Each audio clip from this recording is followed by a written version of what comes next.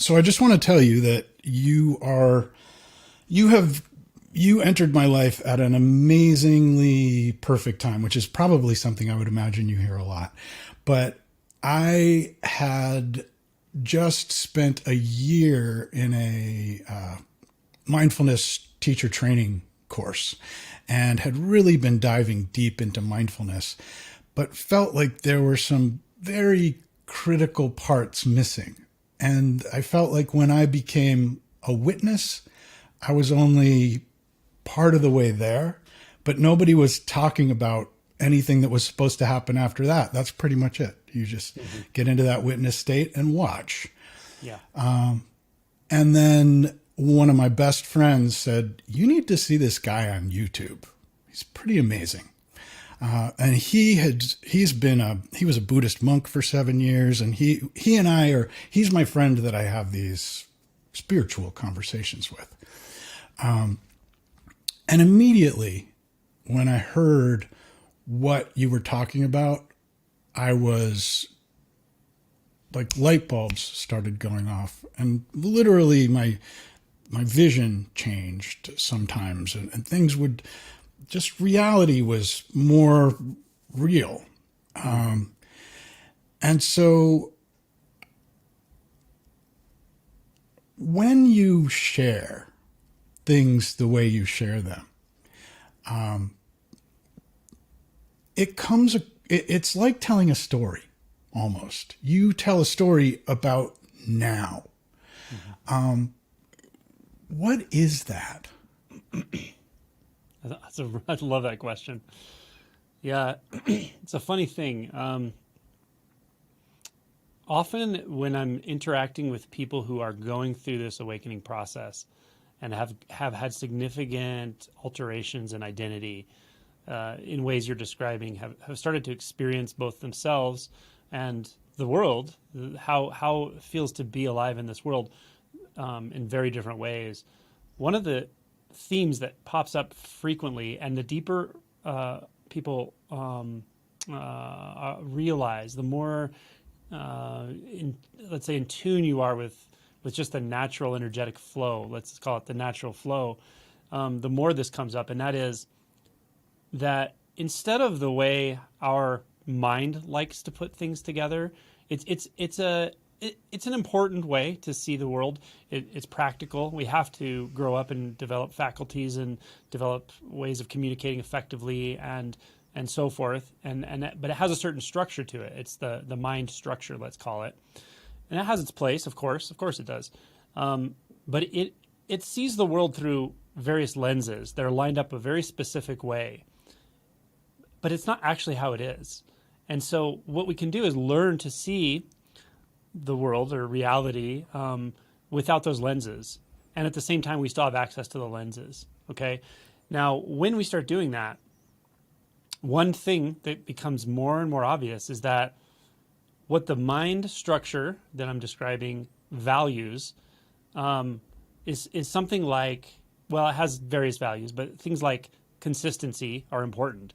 Without consistency with a mental process or say a scientific process, then you can't predict anything at all, and so you can't really learn and you can't adapt and so forth. So there's this thing about consistency and predictability, and even solidity, and even separation. I'm here and you're over there. Now, language breaks down if we don't assume separation. When we talk, when we're even having conversations with people, we're already making assumptions that there's separation, that I'm here and you're there, and I have my motivations and you have yours, and they follow certain tropes. All of that is fine. So that's kind of the value system of the mind, of thought, and it's fine, right?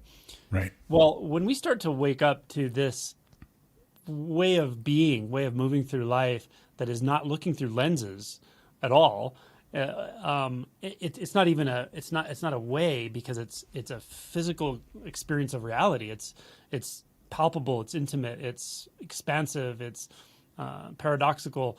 When we start to experience that way, the values, I'm not even sure if I could say there are necessarily values, but the predictability and solidity and all that's just not valued here. What is interesting that comes into play is something that I'm going to just call synchronicity. There's a timing to everything, and it's so beautiful that this timing is is where the relative meets the absolute.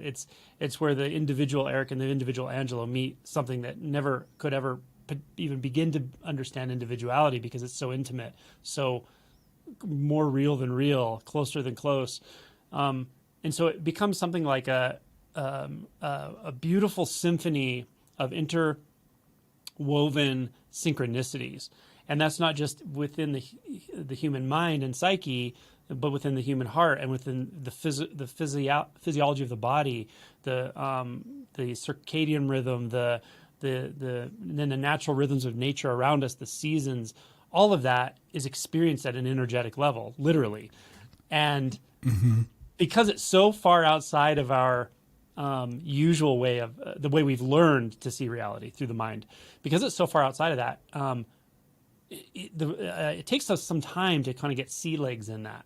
But the more we do, what happens is we start to really trust that timing that sometimes does align really well with the mental process, and other times it doesn't at all.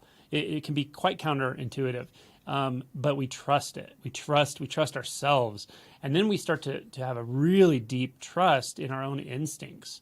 We trust ourselves utterly, but not the mental version of ourselves, not the socially conditioned version of ourselves, rather the instincts. Sometimes I'll make analogies. It goes beyond any of these analogies, but something like the instinct you have when you first see a baby crying. You just want to gather it up and pull it close to you and feel it, put its physiology next to your physiology so that they can synchronize. Or when you're taking a walk in nature in the autumn, and you start to, for the first time, see the leaves fall and you feel the crisp air, that feeling it just goes through you. It's beyond you. It's something ancient. It's there before you were born, before your parents were born, and yet you're in direct contact with that truth, that ancient truth that's alive right now.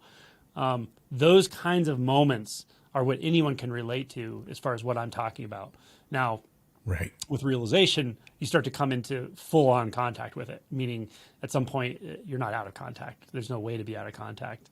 And then the rules of everything sort of change, and you have to sort of learn a new way, but it's a synchronistic way. It's a lot about timing. And this is why I often say to people things like, the answer to a common question, and there are many common questions in spirituality or awakening, but the answer I might give to a common question may be very different now than it would be if I answered it for you tomorrow. And it's all to do with the conditions. Conditions are always changing. And so there's a timing and an instinct of knowing when to speak, when not to speak, when to go silent for a week, and when it's time to work hard. I don't know why I know that, but it's obvious. The nature supports it. And Angelo, the individual identity is out of the way, is what I could say. I can use it. I can talk about Angelo, and I can talk in terms of, I can talk in first person, and you never know the difference, but it's different for me because underneath it, I know that that's not referring to anything specific. Right. It's more of a conventional way of speaking and practical way of moving through the world, but there's a very, very different way of moving through the world.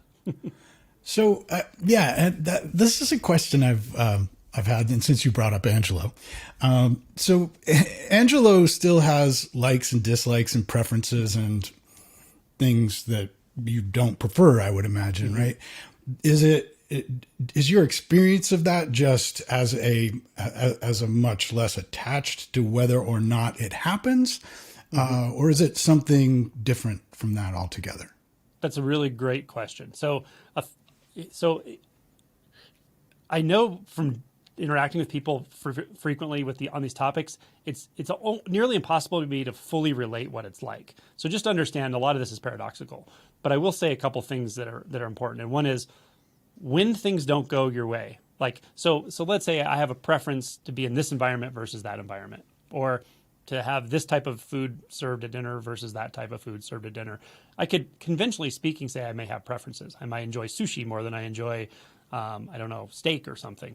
Now, there's a very, very fundamental difference, and that is when that occurs, there's nothing standing apart from it going, it shouldn't be this way. There's also nothing there reacting to it, and this is really important. Now, it doesn't mean you don't respond, and you may respond.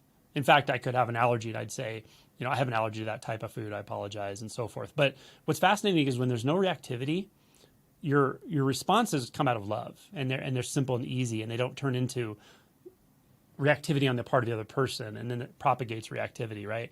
Right. We all know this. There are environments where there's nothing but reactivity, or where reactivity is very heavy, right? So certain areas in social media, you see it, or in I don't know where, but or in environments when people get very stressed. Everyone has a threshold, right? But that Right. reactivity can go essentially to zero, and it can be quite strange when it happens. And surprising. So even though there can be preferences, there's nothing fighting what's happening in the moment if it's supported by nature to go through something that you may not have a preference for, like physical pain, for instance. You Right. may take practical measures. If you have a bad headache, you might take some ibuprofen. But even with that, it's a simple, spontaneous act, and there's no sense of someone in here going, "God, I wish I didn't have a headache right now because I have to do this and this and this, and it's just not a good time for it. And why do I get headaches anyway? And I hate it, and I feel Right. frustration." And that's the narrative. But even behind the narrative, the feeling of contraction of why is life doing this to me is just so uncomfortable. That's not there. So that's probably the best way I can say it. And your preferences do soften a lot. The sense of just even practically speaking, the dichotomy between what I like and don't like doesn't define you at all. It doesn't define anything. So then it softens Right. quite a bit, and you kind of go, oh, I mean, I really, even if I'm eating something that I would normally say I don't have like a strong preference for, like I don't know, horseradish or something. Even in that moment, it's fascinating because my attention, I can tell you what happens. My attention goes so deeply into that experience of the taste of it that Right. there's an inquiry that keeps going. Like, well, what am I even referencing here? There's nothing here that's identifiable as preferred or not preferred, and yet, conventionally speaking, I could say, yeah, I probably wouldn't prefer that over something I like the taste of. So it's again paradoxical and enjoyable. It's even enjoyable to experience things you don't prefer because life is enjoyable. It's enjoyable to just experience anything at all. I get that. Is I that get vibe? that. And in the moments where that feels real for me, it feels like that. It, it's just, I don't always know that I can rely on that, I guess. One question I had for you about paradoxes is something I read in your book that really stuck with me. And it was about where intention meets surrender. You were like, this, if you can just get to that place, that's the name of the game. And there is something very paradoxical about intention, which has some amount of will to it, or desire. Or do you need to have intention without will and desire in order to surrender? And could you talk to me a little more about what it's like to hold both of those things at once? Oh, I love the question. You ask great questions. So this intention thing, what you voiced is a belief, and it's a very common belief, and it's not a conscious belief in the sense that we didn't choose to actually believe this.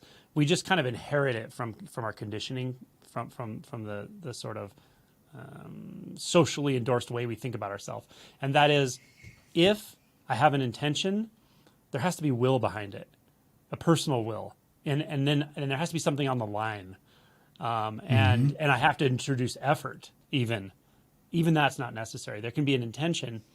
I'll say that there is an intention. If there wasn't this intention, no one would wake up. There's an intention for truth to know itself, living truth, not a set of standards or beliefs, but living truth. There's an intention for it to literally just know itself deeply, profoundly. I could say, and also I should back up and say, but we always have to start with authenticity, right? So if you hear this message, let's say, someone listening might hear this and say, wow, I don't know what they're talking about, but I resonate. There's something interesting here. And I don't know what it is, but there's something interesting here. But yeah, when I feel an intention, I definitely feel like I want something as well. I would say that's fine. Be authentic with it, right? When we start out on this sort of path, let's say, very, very commonly, we're going to have mixed motivations. Some of them are going to be in the personal dimension, And even in the personal dimension, there's a quite a spectrum between pretty selfish intentions and selfish motivations, and some that are reasonably less selfish and maybe even altruistic, right? In a really evolved person, you can have quite altruistic intentions even if you're still experiencing yourself as a separate entity. So there's a spectrum there, and all of that is fine. That's just going to be part of the deal for a while. But also, I just want to point out that underneath this whole thing, underneath this whole conversation we're having, underneath the reason I even wrote the book, there's an intention for living truth to know itself fully, unequivocally, intimately, that's also going on underneath. And you may have a little sense of that, you may have a strong sense of that, and it also may wax and wane. But over time, that overrides everything. It becomes, the red hot iron ball you can neither spit out nor swallow in one sense. It becomes, you realize something bigger than you is moving all of this. And it's, you may, depending on your background, you may personify it into something like God or an entity, or you may just feel like it's the universe, but it's something beyond, it's beyond the dimension of what you take yourself to be. And I think that's the key. And when you start to feel that come into play, then you realize, oh, okay, so I can have my own personal wants and desires and drives. That's fine. Those are, that if they're there, they're there. It's not a problem though. It's not an either or thing. It's just that you kind of get the whole deal. You get the whole package. You get the personal dimension and you get the impersonal dimension, and it's all fine. But over time, the unnecessary and especially really self-centered types of drives, especially self-sabotaging self-centered types of drives, they tend to fall away over time. And then the more altruistic drives, and you take care of yourself. I mean, the basic drives to take care of your own body and yourself and your health, they're still there, of course. But the stuff that used to feel like it was really important about you, but it really was distraction, maybe subtle self-sabotage, hesitation for no good reason toward life, that tends to fall away.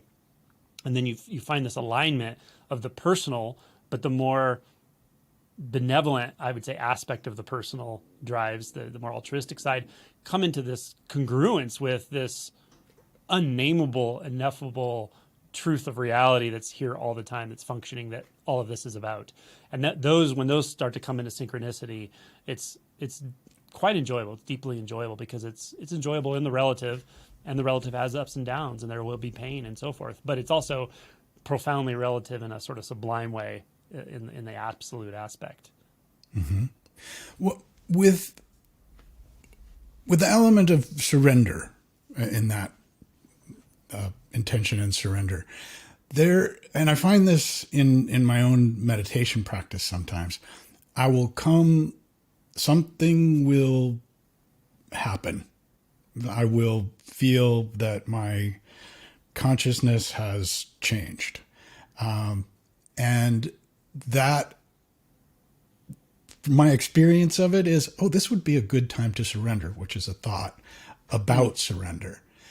But it's almost as if the efforting to surrender is counterproductive to surrendering. Mm-hmm.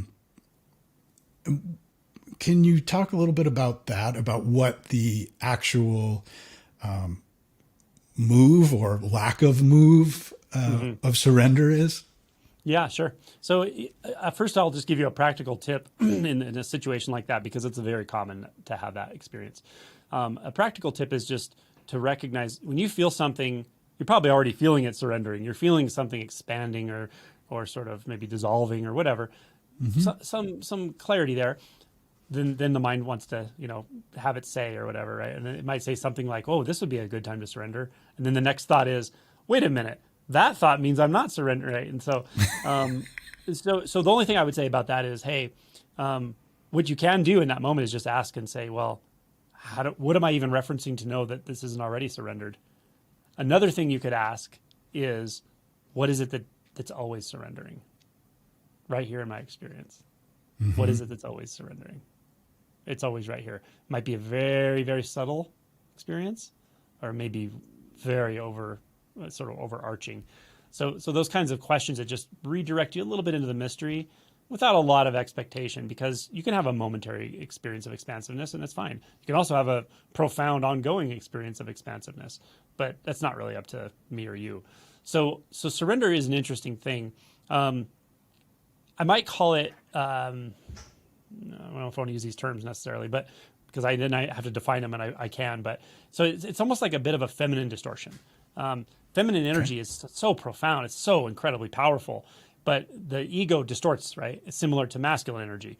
The ego distorts it and turns it into something it's not, right? So a distortion in the feminine spectrum might be something like you said, trying to surrender, trying to personify surrender, but then what happens is you add in your own agendas subtly, right? Right. So surrender is something you can't necessarily choose to do, but you can be willing for it to happen.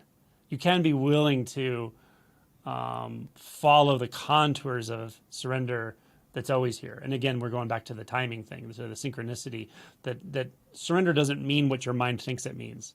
Another way I like to say this, when someone's having a lot of struggle and so forth, and they're performing mindfulness approaches, or they're sitting and meditating, and yet they're feeling intensity and contraction and emotional repression, let's say. One thing I'll say sometimes is just tell them, hey, don't overlook the infinite variety of presence. Just because it's uncomfortable doesn't mean it's not presence. Right. Every presence has so many facets. It has infinite facets. And so what you may be feeling in the moment is surrendering to the truth that there's a human dimension here that right at this very moment, it's holding on to something. I don't even know what it is, and I can't know what it is, maybe, or maybe I can, and I'm surrendering to the truth that that's the case, and that's okay. It's okay. Mm-hmm. In that moment, there's something holding somewhere, or there appears to be. Maybe there isn't even. And that's okay. So that's the surrender. Surrender is sort of like not adding another layer of resistance when you notice resistance. Right. Not making it wrong. Right. Of course, again, this has been, this has been my, the other thing I realized when I started this mindfulness class is that after 30 something years of spiritual seeking, I had gotten really good at resistance. Mm-hmm. Like resistance was the name of my game. Mm-hmm. I had at every step of my spiritual path, I was kind of tossing things aside and going, nope, not that. Nope, not that. Nope, not that. And also reading your book, seeing what the authenticity part of me going, oh yeah, I am like Mr. Resistance. Mm-hmm. I really need to see that and look for resistance in my life, because I wouldn't have thought it, but it just kind of came to me like, oh, this is a big reason why I am here. Yeah. And the whole authenticity part really got me looking at that closely. And it seems, in my mind anyway, that the surrender is almost like the antidote to the resistance. Am I wrong there, or is it something else? No, I think that's a good way of saying it. This is getting a little bit into the mechanics of the realization process, but I think it's valuable because you kind of explained it very clearly, and that is that there's a sort of approach to awakening or realization that's called neti, meaning it's not this, it's not that, sort of looking and going, yeah, it's not this, I'm not that, I'm not the thoughts, I'm not the body, and that's an okay approach, and it can depending on who you are and where you are and so forth, it can release a lot and perhaps even lead to a shift in identity, but it can lead to this place where this what I would call a masculine distortion. Actually, it can lead to this place where we're just bypassing or just avoiding seeing the real meat of what's going on, which is resistance, which is this, and it's a physical thing. It's an emotion. It's in the emotion spectrum and so forth. So we have to address that at some point. Now, I will also say that looking at sort of the Buddhist model for this, you could look through the Fetter model, and the Fetter model, there's like the fourth and fifth, I believe, is essentially desire and aversion. It's reactivity. It's our constant reactivity. Now there's gross reactivity, meaning you just kind of lose it out of anger for some strange reason, and everyone around you scratching their head, and you're even scratching your own head and that kind of thing. But say you've kind of gotten under that, and you've had some degree of realization, and you have some clarity, and you have even some equanimity, and yet what you actually start feeling underneath all of it is reactivity that's pretty intense, actually. And you can rein it in, and you feel you're empathic, and you feel your effects on other people, so you learn to sort of mitigate it and manage it behaviorally. And yet you can't deny the fact that it's still there, and you don't know what the heck to do with it, right? That's what I mean by desire and aversion. That's that it's a reactivity. It's really the first big layer of identity that we start to come in contact with after we've had a significant shift in identity, where we start to see the underlying mechanics of what made it feel like identity as a separate, struggling self was even operating at all. And the reactivity is a pretty big layer, actually. It's kind of all it's pervasive. It can go dormant. I would call it pain body, actually. It can go dormant, and it can become active, and it can be unpredictable. But if you're honest, it's like it's there, and you really have to start to address it. So how do you address it? Well, there are different approaches and so forth, but part of it, a big part of it, is actually just acknowledgement and realizing what you're actually reacting to. And often it's simple, mundane things. Someone said something, and I have a fear that they're trying to control me, or I have a fear that they might abandon me, or these fundamental fears we have. Fears of abandonment, like I wrote about in my book, fears of intimacy, even looking at those trigger points and just being honest. Oh, that's where I'm starting to react in this moment, and then in this moment. And there may be a lot of them, but if we start to actually identify that's what it was, we can address them, and you can address them through inquiry. You can start to look, but do I actually have to react? I mean, it's an intense feeling. Like, say, I don't know, the first time you feel jealousy, you see your partner having contact with someone else, and there's some jealousy that comes up or something. It's a physical experience, and it's quite intense. But before we disentangle the reactivity, it'll feel like, and because it's intense, I have to do something about it. I have to, whatever, I have to act outwardly or act inwardly, distract myself, take a drug, take another drink of alcohol, run away from it. Distraction is the name of the game these days with all of the stuff we have around us, but there's many, many ways to react to that other than going and confronting someone or something. So there's internal reactions and external reactions.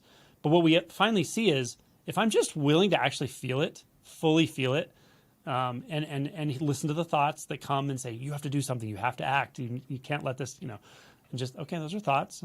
I see them coming through. They'll go away like they always do. And just being willing to feel through it, that will often start to disentangle that. It will really decrease the reactivity, but it doesn't feel comfortable to do it. It's a reasonably uncomfortable thing to do in that moment. But no, it's the thing that all the reactivity is trying to push down and away. Yep. That's right. Yeah. And what happens though is, it's like at first it just feels like you're sort of learning to be uncomfortable in certain situations, and that's it. But it starts to go deeper than that, and you start to actually find these places where, wow, I actually thought I had to react to that, and I don't even know why I thought that. I don't at all. It doesn't actually matter, because guess what? I'm going to be in a situation like that again someday. I don't even know when. And it's going to be fine. Like, it's going to come and it's going to go. These situations come up all the time in life. Opportunities to react, but not necessary moments to react. And then you just start seeing them differently, and you realize, wow, I have a belief that I can make reality different than it is just because I don't like it the way it is. Right. Wow. Am I really trying to control life that much? And then it just starts softening more and more and more. And then it can literally just fall where you just don't react anymore. And in a certain situation where you would normally have at least a contraction, there's literally nothing. And you're like, wow, that's interesting. I would not have expected that. It can almost feel like something's missing for a while until you realize how deeply enjoyable it is to not react. Yeah. Yeah. What do you call it? Non-duality teaching, awakening teaching? Do you have a word for what you do? I don't really have a word for it. It's funny. Yeah. I mean, I kind of use the words depending on where I'm speaking. I use the words I think people are going to understand based on whether they have experience with it. Sure. But that's the big question, isn't it? How do I Right. talk to an audience that's never heard of this topic? Usually it's, Right. as you mentioned, through storytelling. I just kind of say, hey, I grew up suffering a lot. Let me tell you what it was like. Maybe you can Right. relate. And then this Right. happened, you know. So I try to just make it like a personal description of how I went through it if it's a really unindoctrinated audience. But I try to Yeah. avoid jargon and those sorts of things because very quickly the collective ego starts putting things in boxes and turning them into different things and co-opting and so forth. So again, with the synchronicity, there's a sort of living truth, and there's an innocence that's here all the time, and it's so innocent it doesn't even know the first thing about anything. It's like a baby. It's a newborn baby. The senses are like that. The senses are, when I see a newborn baby, which I get to reasonably frequently, which is nice. Right. I At love work. watching it just looks. It's just completely taking it all in. There's no self in there. It's full on, wide awake reality. It's so Yeah. beautiful to watch that. Well, And and that is also how the senses can be for and anyone. that is how your teaching is. That it can all be. It's like you don't believe it, just go try it, Yeah, see what exactly. happens. Yep. You like. There's nothing to believe. There's no dogma to take in or repeat Yeah. or anything. It's just like try it. Did it work? You know. Totally, and that's exactly it. And here's the other thing I love about this is it has nothing to do with me, my beliefs, my patterns, my descriptions. Because when I'm working with someone, when I'm talking with that person, the way that they're showing me how awakening works, because it works different for everyone. Because every moment is the first and last time it'll ever happen. Right. That's deep stage realization. It's very strange, but there's no other moment than this moment. This moment's the whole entire universe. Yeah. And it's not like a paradigm. It's just that way. And so it's so fresh and simple and direct that Buddha nature is right in front of my face, and that's the only thing it possibly could be. So when somebody's going through the awakening process, it's almost like they're teaching me how to do it because they can only do it their own way. So it's that personal in regard to the person I'm talking to, and that's why I really want to make my book have that warmth. That's listen. This isn't about Angelo. I mean, sure, you can listen to my story, and I hope it inspires you of what awakening is, but it's not about that. It's about you. If No, it's it not about feels you, like being forget there about it. with No. you and Yeah. having a conversation, reading your Yeah. book. I'm just That's what I reading it try for to the always do second if I time. can. Yeah. Yeah, it's even better the second time because the first time there's so much information. The mind is busy trying to categorize and like, oh, okay, I got a lot to learn here. The second time, it really has. It's hit me a lot deeper and in different places than the first time. I want to talk about identity because it's something that has been a through line in my own life. When I was really young, I went from being a bullied theater kid to moving to a different high school and completely changing my identity in that new high school. And it was a very formative thing that happened to me early on that involved hiding who I was.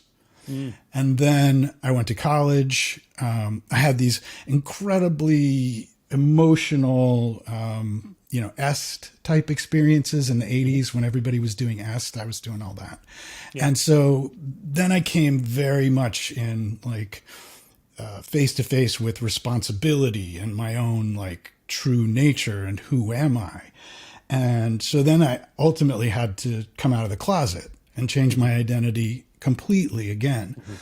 And as recently as 2019, when the pandemic started, I had always thought, oh, it'd be fun to be a wizard. So, I used to look like a normal person, but then I was like, I'm just going to try on a costume. It works And very well. thank you. I love it. I love it. It's gotten to the point now where I feel like there's an element of identity that is fun for me. And I know that a lot of people feel the same, and a lot of people don't.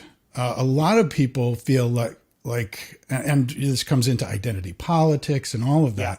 Yeah. Like identity is almost so personal that people don't want to talk about it, or they feel like they have a right to it.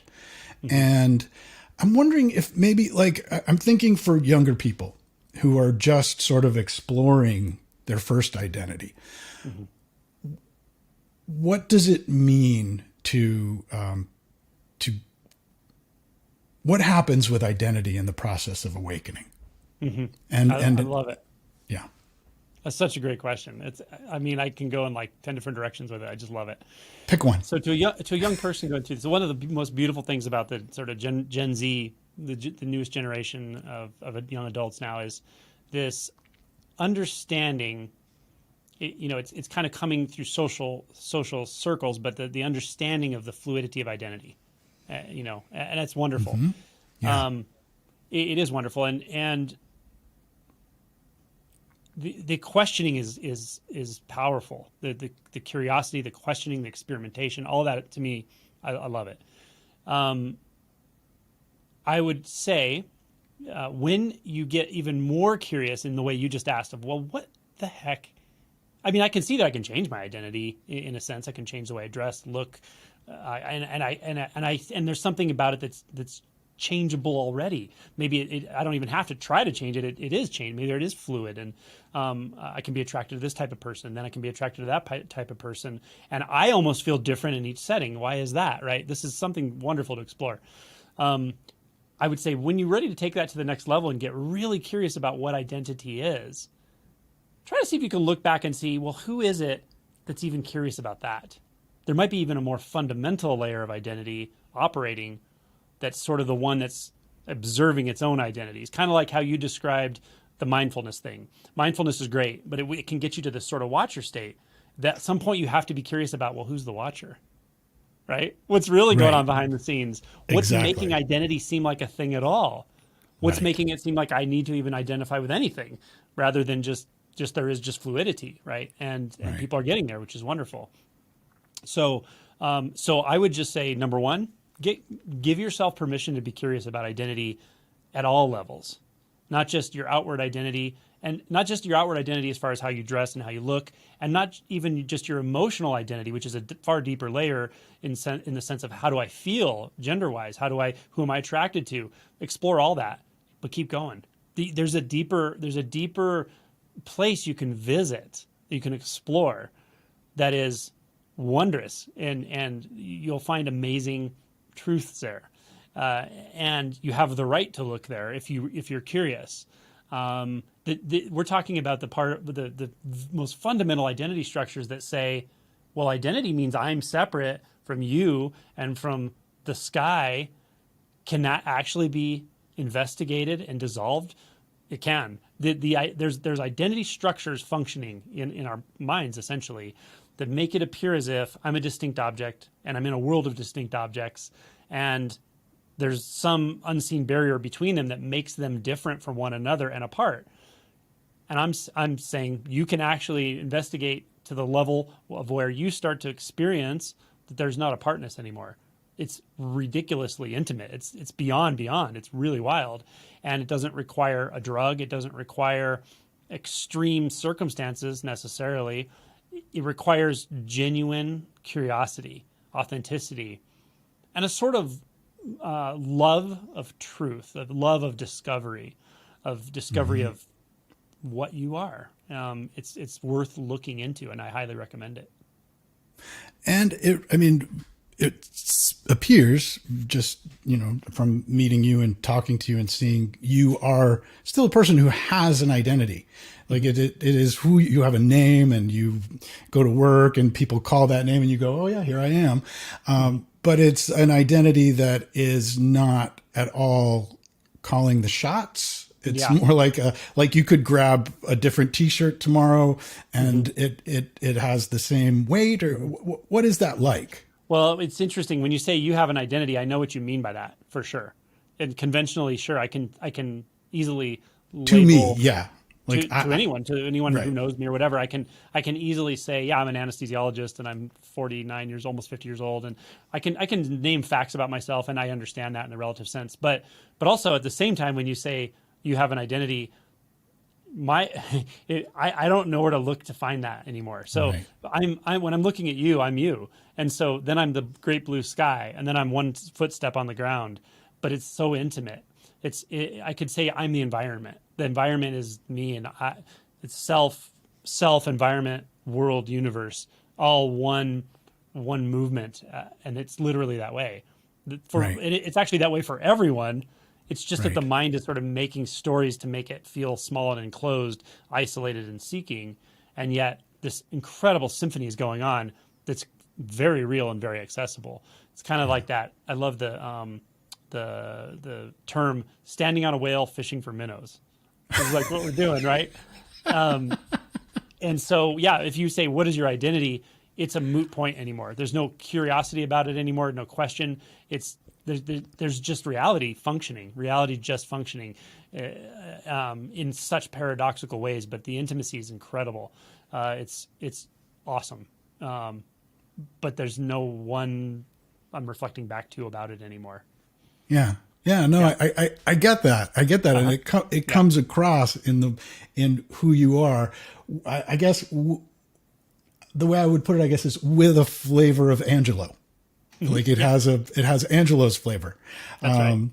And in the same way, I've seen other people who similarly live life from that awareness, or whatever, however you would put it. They have their own flavor, but there is a definite, like, it's all coming from the same place, and a lot of the vibe of it is just the same. And I think that's so beautiful.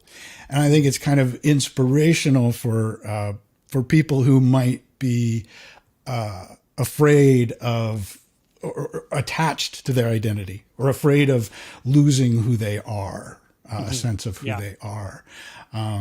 That there isn't that doesn't seem to be a part of it. It's not, there's no, like, I don't know who I am anymore. It's just I am everything.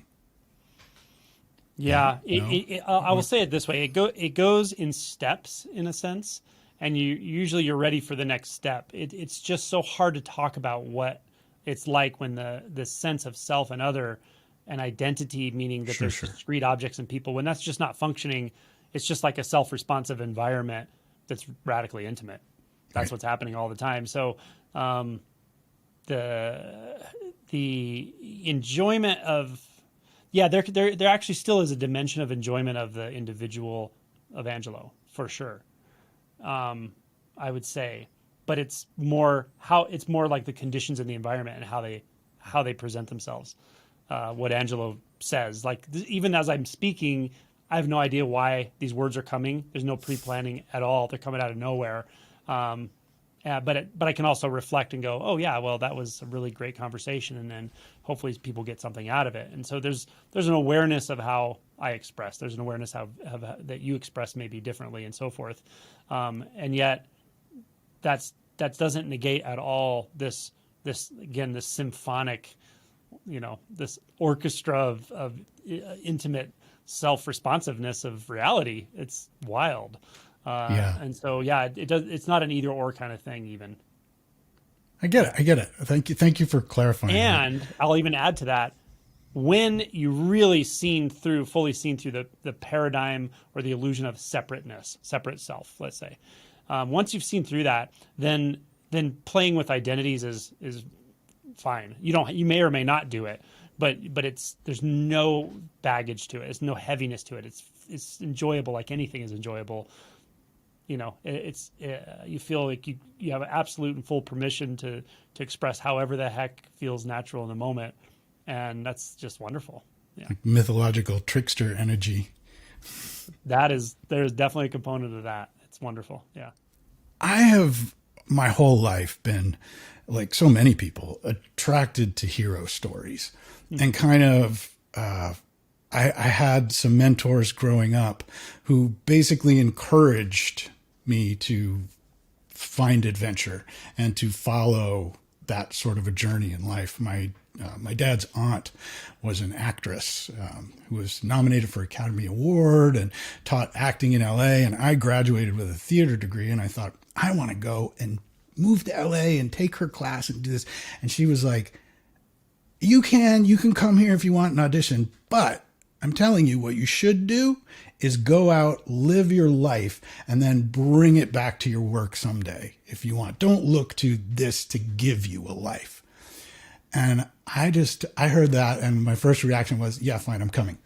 But then I went out and I did something different. I fell in love. I flipped a coin and I started following this synchronistic path that was laid out in front of me. And it led me to where I am today. Literally, the guy who I fell in love with is the guy who introduced me to you. And that happened in 1990. But Wow. like here we are today talking. And I see that hero's journey as a path that it's kind of like you take a journey and then you bring the benefits back, you share them with others, and then a new journey starts. And it's not like life is one long hero's journey, or maybe it is. I don't know. I'm not at the end yet. But I see the storytelling you do as the kind of the end of the hero's journey part, where you're bringing back the treasure, the boon to the community. How do you see that mythology, that kind of every man's journey, every person's journey, as being a part of the awakening process, if at all? And what is it about storytelling and we talked a little bit about this before, but I'm really curious about it's telling a story in the now, that isn't about just a plot and, like just delineating something that happened, because you're very good at it. It's tricky to, okay, I'll start with the last question. It's tricky to tell the story in the now, in a sense, and to do both justice. And maybe that's why what came to me when you said it was that's why I didn't talk about this for 15 years. After I had an awakening, I didn't talk. I literally, I knew I had nothing to say. I couldn't Right. think of what to say about it. Didn't feel like I needed to. I just saw reality so differently. So I had time to germinate, I suppose. But I think maybe that's part of it is I probably wouldn't have started to open my mouth about this until I really trusted myself, both in the relative and absolute, to bring those together, so that the storyline and the story of you right now, waking up, is the ultimate hero's journey. That's the best story of all, right? But to back up a little bit, I love it. I love Carl Jung, and the archetypes of the collective unconscious, Joseph Campbell, all of it, and you probably know, but George Lucas, when he wrote Star Wars, he modeled it after the Joseph Campbell stuff and the archetypes and the hero journey. And so what I would say is, all of us can resonate with that to some degree. It's the way our psyches function, the motifs, the archetypes, and the hero's journey, right? And we can all, to various degrees, but some people, it really is prominent in their life, like you. I think that's awesome. And what I would say is, hey, awesome. Take up that journey, take up that hero's journey, take up those challenges for sure. But here's the caveat, or here's what I would add. Be willing to go back out when it's time to go back out and go on the next journey. And Right. be willing to be surprised where it starts to take you. And that's when we start to the example, I love this example of this moment in Star Wars where Yoda says to Luke Skywalker, and Luke Skywalker, he's already a hero, right? He's been on hero journey. He grew up on this planet, didn't know his parents. He was a hard worker, and he helped his aunt and uncle. And now he's journeyed to other stars and planets, and he's gone through all these adventures already. But now it's like it's time to dig deep, right? And he says, you're going to have to go into that cave. And Luke, just with that the naivete and innocence of him, says, oh, I'm not afraid. And Yoda just says, oh, you will be. You will be. Yeah. You will be.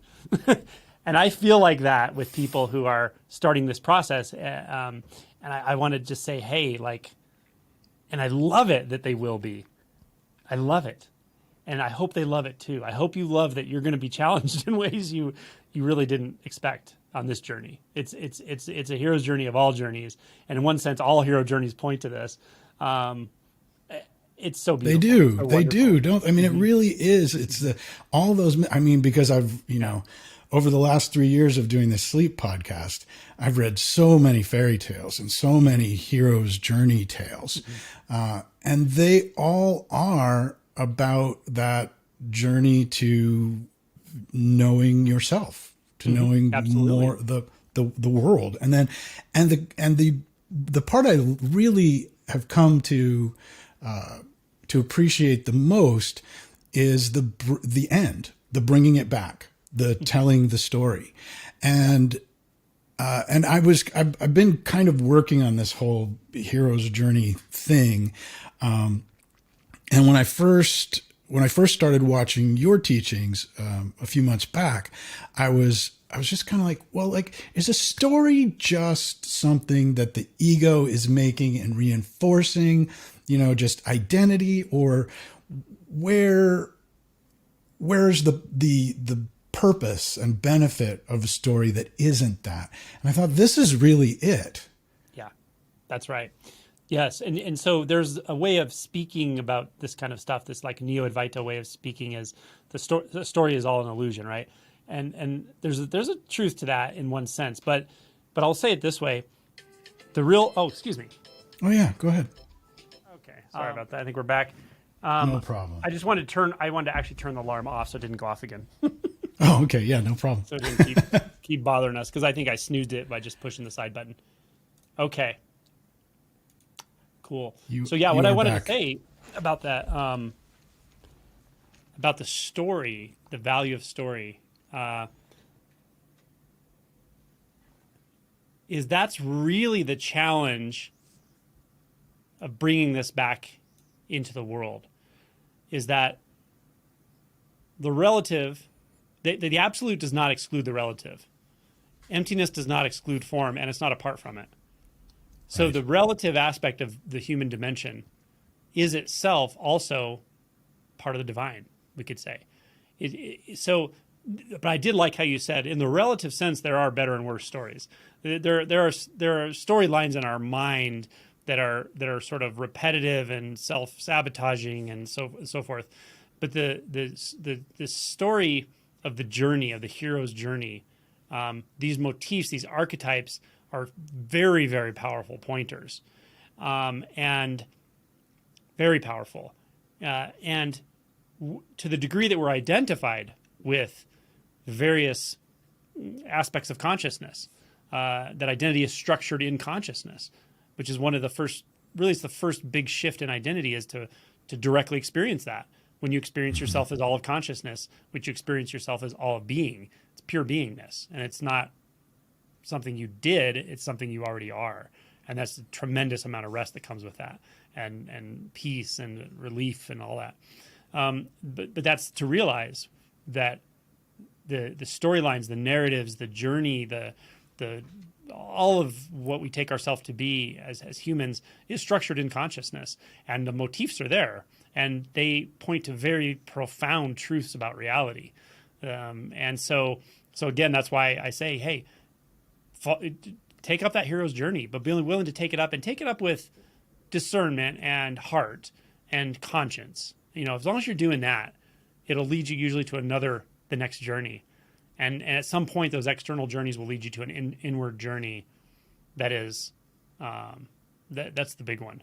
And Yeah. that's wonderful. You'll still have the external journeys here and there for sure. But that internal one, when it starts to go inside and it starts to really, this is, again, what we're talking about, investigating identity and so forth. Right.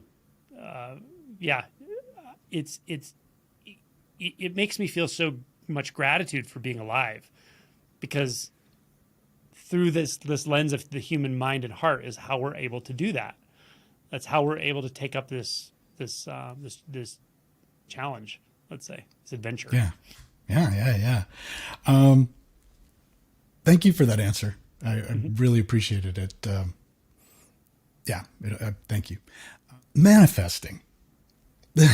This is something that if you spend any time on Instagram, you see the whole world is talking about creating your own reality. Hmm. And to a certain sense in the relative world, yes, that's true. And I've heard you talk about this a little bit. There is also something so like make me happy about it. I want to make this thing to make me happy, and that's how I'll get satisfied, and then that will be the end of that. Yeah. Balancing those two things, like saying, okay, I would like to create a thing, for example. I have an inspiration or something comes, I'm like, I'd like to do that. Hmm. I guess this comes back to intention and surrender, right? There is maybe I can answer this for myself. Is it where it comes from? Is it where that initial idea comes from? And then is it about the way you take the path to it? Or is there just like, does it just not matter? Or does it matter a lot? Mm. Yeah, good question. It's an interesting one with the manifestation thing. I probably you probably notice I don't talk about it a lot. Law of Yeah, attraction and the like, right? right. I don't discount it completely, but I try not to mix it with this pointing when it comes to awakening and so forth. Mostly because it can be confusing for a time. But Sure. I'll say it this way: the mind that produces 70,000 thoughts a day, and many people find this uncomfortable. Is Most that people all? find it uncomfortable at some point. If you're once you're honest with yourself, the mind produces all these thoughts, and most of them are some form of seeking thoughts, Right. right? And if you kind of look at the anatomy of a seeking thought, it's like, well, when I get X, Y, Z, then I'll finally be happy. When I get the lover to finally notice me, and I finally Very get the familiar. intimacy I've been looking for, the security, the job, whatever it is. Yep. We seek things all, we're master seekers. So it's fine, right? That it's already happening, and it's a bunch of thoughts. Now, some of those thoughts we don't grab onto too much, meaning, you know, you might have a momentary whim about something or whatever, but it's not an overriding thing in your life. But everyone's different. So for some people, you may have some area of your life that really does grab your attention with the seeking, and often it may even manifest as external behaviors, seeking behaviors, and so forth. Right? A lot of this happens very frequently with relationships and those sorts of things. And so that's already happening. We could say that's pretty common in the human psyche. So that's fine. So this idea that you can manifest things through a certain kind of focus, I don't think it's wrong. I think it's actually probably true. And that would mean, like, if some, it depends on the individual. So if somebody's challenge in life is that they're completely scattered, they can never finish anything they start. Their energy goes in 1,000 directions at once, and you just look at them and you feel bad. Like, I wish I could just get you to focus on one thing for 3 years, and you'd probably be surprised how much, and you build confidence and so forth. So I think there's a value in that. There's a value in focusing your attention, Mm-hmm. and but it has to also be with effort. I think the magical thinking part of it is like, oh, just think about it and you'll have it. That kind of stuff. I mean, usually most things worthwhile in the world require some effort, including relationships, including jobs and vocations, all of it, right? So I Mm-hmm. think focused attention, after you've sat with something for a while and asked yourself, is this something I really deeply care about? And if you do, great. This is a hero's journey. I mean, you're gonna encounter uncomfortable situations. You're gonna have to break out of your comfort zone in certain ways to build the career you're interested in, or the hobby, or the pastime, or the art form, to develop an art form. Like any of those things, they're gonna put you in all the situations that, you know, the average older child or young adult is probably nervous about, like having to interact with other people, having to take risks, having to put yourself out there and risk humiliation. So those challenges are already built into the regular or usual challenges of life, the usual journey, and it is a hero's journey. So focusing and sustained effort are really valuable. I think they are. because otherwise the mind really can just be awash with seeking, and it can turn into like a massive hesitation tone or even a dissociation tone where you just don't do anything, and you're kind of frozen. It's called Sure.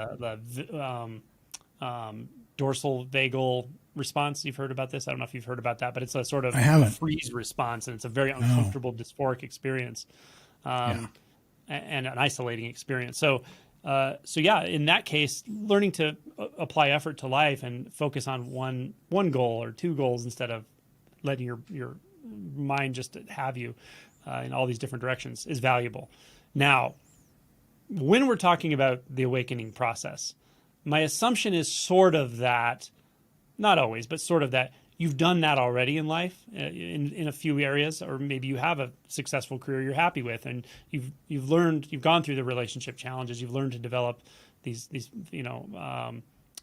mutually beneficial, caring relationships, and you've done some of that, and you feel okay with these challenges of life, and yet something underneath is still gnawing at you. There's still a dissatisfaction. I have a good partner, and I know I do finally, and I have a good career, and I'm happy with it. But there's something underneath still gnawing at me, a dissatisfaction. That's when it's time to like take this up, this awakening thing, instead of just going into magical thinking, be like, oh well, I'm just going to manifest more stuff because, I mean, I have a good relationship, I have a good spouse, I have a good job. What more could I ask for in life? And yet I'm not satisfied. I think you're selling yourself a bill of goods if you're at that point, and then you go, well, I'm just going to manifest some more stuff. I'm going to get a Right. yacht now. Now I'm going to get more money. Like, at some point you kind of go, you got to be honest with yourself and realize now it's time to take the inward journey, right? Well, I So, mean, that was my story exactly, really. I yeah, moved out here to the woods thinking that it would make me happy, but yeah, not realizing that I just needed it to get to a baseline of being okay, yeah, because I needed this connection in nature to kind of regulate my own emotional life and yeah. to be able to start thinking about these things. And yeah, I get that a lot from people like, oh, how did you do what you did? That if I could do what you did, it would make you happy. I'm like, no, actually, it doesn't. It didn't. It's not that. um, so yeah, I get that, and I think that there's this effort and synchronicity have some sort of a relationship, don't they? I mean, there's the the the desire, instinct, or whatever to do something happens. It arises, and that is the method of synchronicity, isn't it? I mean, without if we all just didn't do anything, nothing would happen, and there would be no synchronous moments. Hmm. So to get to get in touch with that versus say I'm coming from my ego. What do you have any tips for like where for coming at effort from a more helpful place? Yeah, just take inventory, give yourself some time to answer the question, but really ask what is the most important thing to me in life, really, underneath all of it, And again, if you've found success or earned success in various areas of your life, and there's still that underlying something that's like, I need to go deeper, trust that. Trust that. Even if Mm-hmm. you've never had a social endorsement for it until you heard this maybe or something, it's not common. It's not common. It's becoming more common, but it's not common to hear somebody say, hey, you can attune to that. It's been there the whole time. It's been there your whole life, but you kind of learned to avoid it, and maybe you were taught to avoid it. But it's okay. You can turn towards that. You can start to investigate that. That's sort of the message of all messages in my book. But yeah, where to put your effort really comes down to that question. What's the most important thing to you?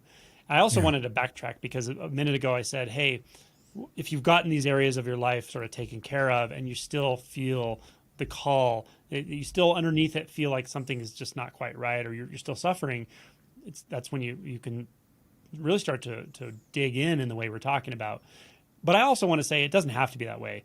Young people actually wake up very quickly. I've noticed they do if they're inclined to it, and they're Mm-hmm. willing to dig in, and they're willing to inquire and really really keep at it. They do really well. So you don't have to have any part of your life in a final state at all to do this either.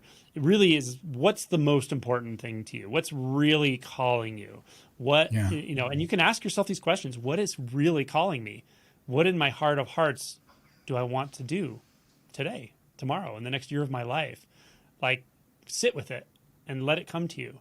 And then if it's scary, it's okay that it's scary. It's okay, whatever it is, if it's practical and mundane, or if it's what we're talking about, just digging into your identity. Anything can be scary, but if you're scared, that's okay. Ask yourself, well, what am I afraid of? Am I willing to feel that fear right now? And am I willing to take one step without overthinking it? Am I willing to take one step, one inquiry question, one 30-minute period on the meditation mat, one commitment to sign up for a mindfulness class, or sign up for community college, whatever it is. Right. Be willing to sit with your fear, feel your fear, acknowledge it, and be okay with it, and then take a step.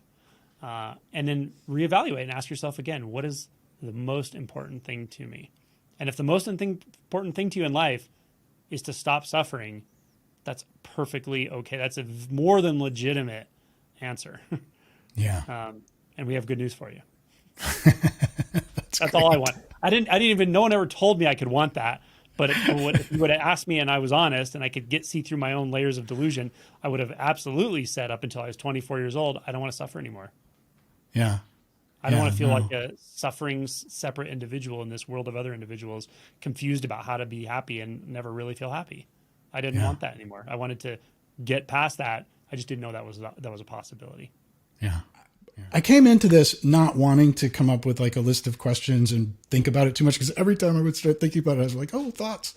I'm like, I just want to be there with you when we're here. And I feel like this was that, and I'm grateful for that. But I did also think that it might be fun, if you were into this, to do a kind of a lightning round. With an intention to kind of, for these to be, for like TikTok, social media, less than 30 second, 30 to 60 second answers. Sure. Just for fun. You got it. And they're very general questions about the stuff that we've been talking about. So you can kind of answer them however you want. You could say moo. You can do whatever you want. It's all up to you. You got it. All right. What is non-duality? Non-duality is the ongoing, undeniable experience that there is no subject in here experiencing a world of objects out there. Great. What is awakening? Awakening is a fundamental transformation, shift, or change in what you take yourself to be, from something small and isolated to something vast, intimate, and essentially ineffable, indescribable, wondrous. What is the connection between awakening and non-duality? I would generally say awakening is the first big shift in identity, which gives us the opportunity to directly investigate identity structures as such. And at some point, the identity structure that makes it feel like we're in the most basic way separate from the world, from objects, from other people, that perceptual filter can actually be dissolved directly. And then we experience a world of what I could call non-duality, but it doesn't need a name because it's simply a intimate world of phenomena coming out of nowhere and disappearing back into nowhere. What is reality? I would actually not rob anybody of the answer to that question by defining it for them. I'd say start by looking inside and asking, who am I? And when you ask, who am I, the first thing you're going to notice is there are going to be some thoughts that answer that, involuntary thoughts. They're going to give you information. They're going to give you bits of history about yourself. They might say something about your gender. Now disregard those, because those are thoughts, and who you are as you take yourself to be right now was there before those thoughts, and it's there after those thoughts. Then ask again, who am I? And look right where it feels like you are. Why do we suffer? We suffer because we believe our thoughts. How can we end our suffering? We can end our suffering by initially investigating the nature of our own identity, our own sense of self, and then taking that investigation deeper and deeper and deeper and letting ourselves be willing to go wherever it leads us. But we have to be willing to go down the rabbit hole. What, if anything, is the meaning of life? Well, there's a funny thing about meaning. Meaning is kind of like a Band-Aid on a huge mass of suffering. So we think ourselves into these little labels to make ourselves feel better about what we're just not addressing, which is the fact that we're deeply suffering. And so paradoxically, I could say that the meaning of everything actually does reveal itself in a very profound and vivid way, but we have to take that investigation down into and through our own suffering to discover that. Is meditation helpful for awakening? I think meditation's a good background for awakening, but I wouldn't say it's necessarily sufficient in and of itself. We have to have a true query, a true yearning to get underneath what we take ourselves to be, to get underneath our identity structure. We have to have a deeper, more profound desire or drive to taste unfiltered reality than just a mere curiosity. Why are so many people so dissatisfied? I think people are dissatisfied because they have a lot of attachment to their internal thought processes that have to do with seeking, and the seeking, constantly seeking in a mental way, so always imagining a future where I can finally be happy, constantly reinforces in a subconscious way that we don't always see that I'm already unhappy. So we're constantly trying to fix the problem of me without realizing that by doing that in a mental way, in a seeking way, we're constantly reinforcing the sense of a suffering me. Thank you. Sure. That was fun. That was. Very cool.